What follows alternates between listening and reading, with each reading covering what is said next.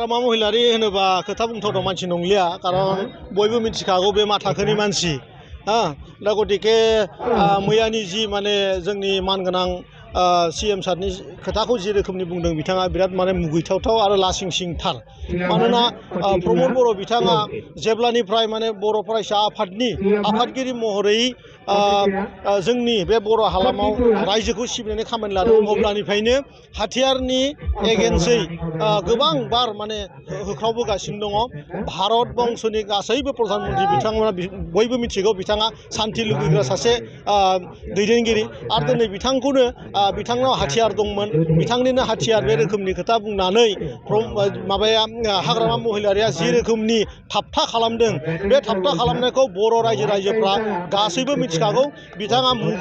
मुगैथावथाव खामानिखौ अराय मावबोगासिनो दङ जुमुदै गारथावथाव खामानिखौ अराय मावबोगासिनो दङ बेनिखायनो हाग्रामा महिलारि बिथांखौ आं बुंदों बिथाङा जौ लोङै लोङै बिथांनि जि नार्भ जि ब्रेननि नार्भ बे गासिबो डेमेज जाजोब्बाय बिथाङा ट्रिटमेन्ट लाहैनांगौ तेजपुराव बिराद थाबैनो BPFनि माखासे माने दैदेनगिरिया बिथांमोना बिथांखौ सहाय खालामनांगौ नङाबा बावैसोनि उनावनो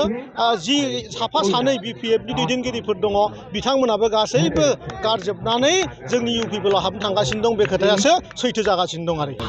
हितेश बसुमतारी आरो हाग्रामा महिलारिनि हाथियारनि खोथाखौ लानानै बर' रायजो राजाया गोदोनिफ्रायनो मिथिखानाय खोथाखा बेवहाय गोदानै बुंनांगौ खोथा गैया हाग्रामा महिलारि बिथाङा अराय सम हाथियार दैबोनाय मानसि आरो हाथियारखौ रानथिंनानै जोंनि बे BTR हालामाव अराय माने आन्दलन माने गन्दगल खालामबोगासिनो दङ हाजार हाजार मानसि बिथांनि खुंथाय गोहोआव थानाय समाव बिथाङा मानसि माने धंस खालामबोजोबदों बिथांनि सरकारनि समावनो बेनिखायनो आं बुंनो सानो जे हाग्रामा महिलारि बिथाङा राजनितिखौ गारनांगौ आरो जिहेतु आं बार बार बुंगासिनो दंखायो जे तपस्या खालामनो हिमालयआव दंहैयो बिथाङा गतिके आरो फिन खेबसेबाव जिहेतु मैया जोङो बिथांखौ फैनाय नुदों आरो आं बिथांखौ खावलायबावो आरो खनसेबाव 1 बोसोरसोनि थाखाय आरोबाव खनसे हिमालयआव थानानै फैबावनांगोन अब्लासो बिथाङा सान्थि भाबै बेवहाय थानो सोलोंगोन आरोखि रोंगोन आरोखि पुरा आसामाव सोलिगासिनो इलेक्शना आसाम BTRआ आसामनि बिथोरावनो इलेक्शना BTRआवबो जागोन आरो नैबे खोथायासो गुरुत्तपुर्ण BPFनि गोदोनि मन्थ्रि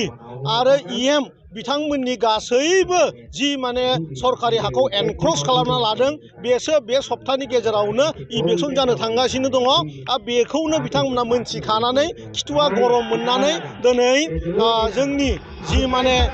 मैदेरनि लामा मुफुरनि लामा जेराव माने थायोमोन बेखौ जाय माने सुबुंफ्रा बर'आनो जा हारसायानो जा जायबा एनक्रस खालामदों बेखौ जोङो बिथांमोनखौ बुंदों जे बे जायगानिफ्राय दोरोदनानै गावबा गावनि जि आसल गामि बेयाव थाहैनांगौ आरो जों बिथांमोननो हा होनायनि पाट्टा होनायनि खामानिखौ मावगासिनो दङ